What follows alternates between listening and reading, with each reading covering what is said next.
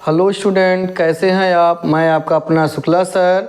आज मैं आपको सामने क्लास 12 के इम्पॉर्टेंट टॉपिक प्रिज्म के अपवर्तनांक के सूत्र को प्रूव करके दिखाऊंगा। तो प्रिज्म के अपवर्तनांक का सूत्र क्या होता है, n equal to sine A plus delta M by two upon होता है साइन ए बाई टू। ये आपका फार्मूला है। इसी फार्मूले को आज हम प्रूफ करके दिखाएंगे, जहाँ पर ए क्या है, ए को कहते हैं प्रिज्म का कोण। ये प्रिज्म का कोण होता है।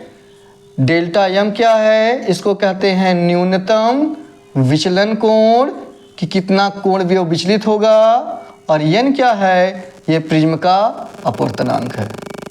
इसी को हम क्या करेंगे, प्रूफ करके दिखाएंगे। इस फार्मूले को हम प्रूफ करके दिखाएंगे। चलिए इसको प्रूफ करते हैं।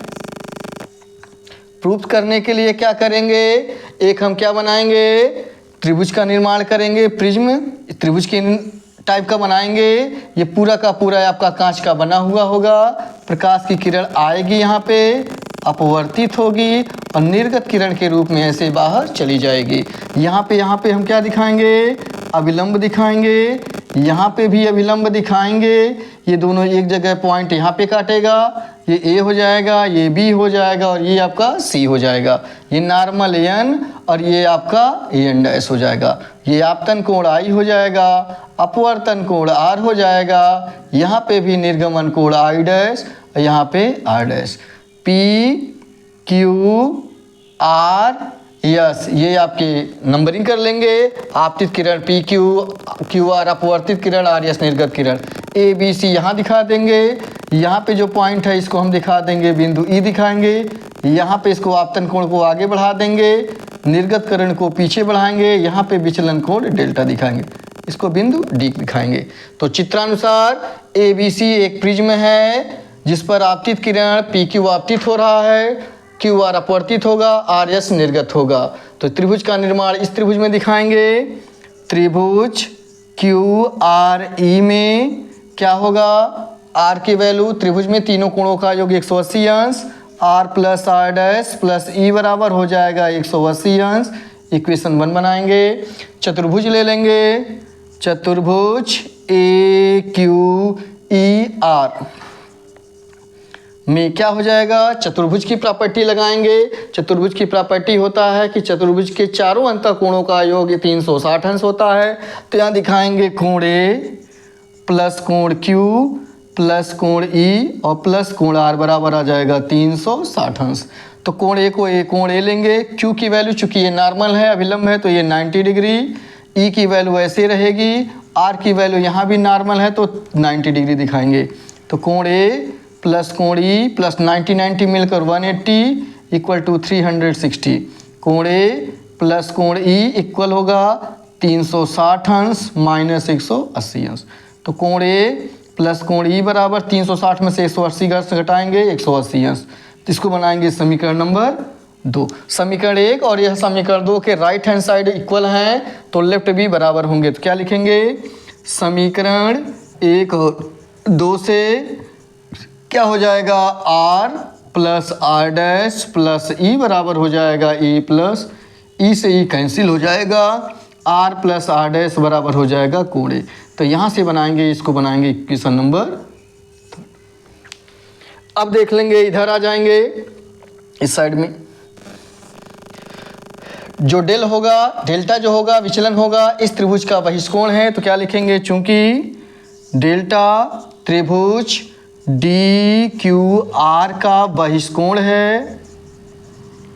बहिष्कोण क्या होता है, बहिष्कोण किसी भी त्रिभुज में जो बाहर की तरफ कोण बनता है वो बहिष्कोण होता है। इसकी प्रॉपर्टी है कि जो बहिष्कोण होगा दूर के दोनों अंतःकोणों के योगफल के मान के बराबर होता है। इसलिए जो डेल्टा की वैल्यू होगी वो क्या होगी, angle D Q R plus angle D R Q के योगफल के बराबर होगा। इसकी वैल्यू कितना होगा, टोटल आई होगा।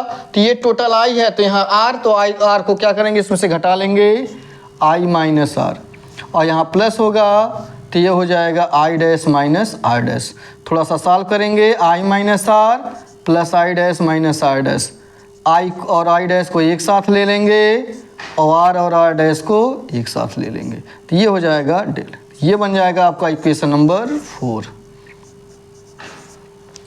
अब क्या करेंगे, इसकी वैल्यू को हम और सॉल्व करेंगे। सॉल्व करने के क्या लिए क्या लगाएंगे, न्यूनतम विचलन कोण दिखाएंगे। न्यूनतम विचलन की स्थिति में जो आई डैश होगा वो आई के बराबर लगभग बराबर हो जाएगा। आर डैश की वैल्यू जो होगा वो लगभग आर के बराबर होगा, और जो डेल्टा होगा वो लगभग बराबर होगा मिनिमम डेविएशन।